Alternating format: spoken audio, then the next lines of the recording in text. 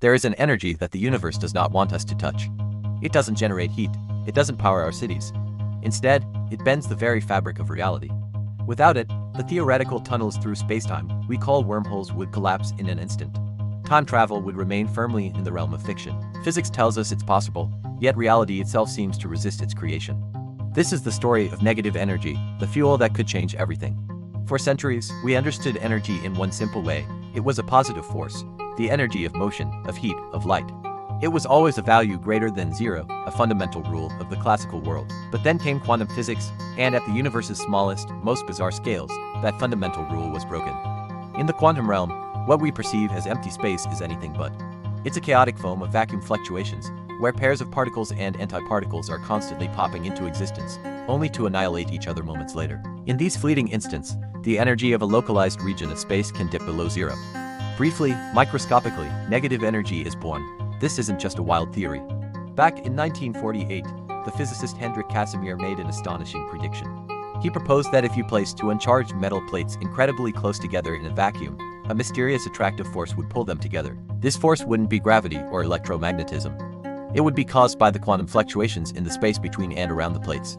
The space between the plates restricts which virtual particles can appear, creating a region of lower energy density negative energy compared to the space outside. This imbalance creates a pressure that pushes the plates together.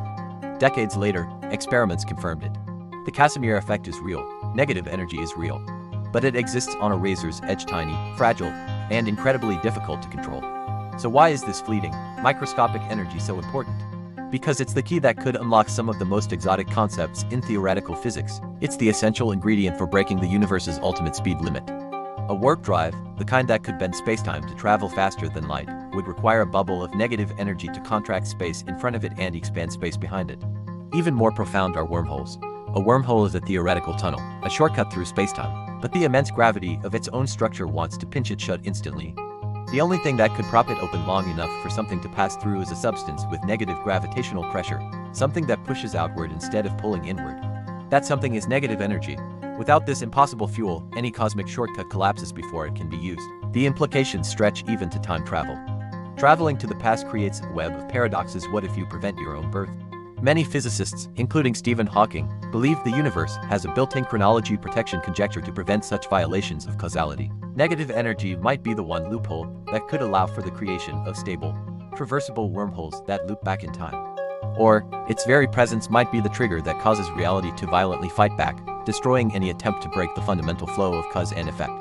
So if it's real, why aren't we building warp drives?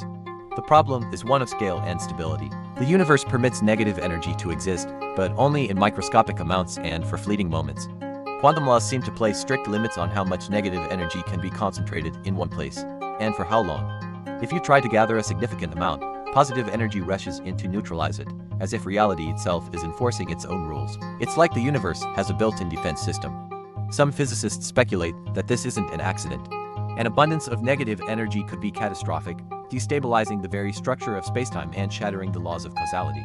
The universe may allow it to exist only in these tightly controlled doses, a safety mechanism to protect itself from breaking. Could a hyper-advanced civilization overcome these limits?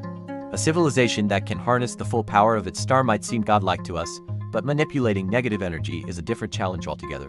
It requires not just engineering on a cosmic scale, but a complete mastery over the quantum fabric of spacetime itself. If a civilization has reached that level, they are likely so far beyond us that they would be completely invisible to our methods of detection. They would be the true masters of reality. Negative energy represents the absolute edge of known physics, the tantalizing line between what is possible and what is forbidden. It offers the promise of shortcuts across the cosmos and journeys through time, but it comes with the threat of tearing reality apart.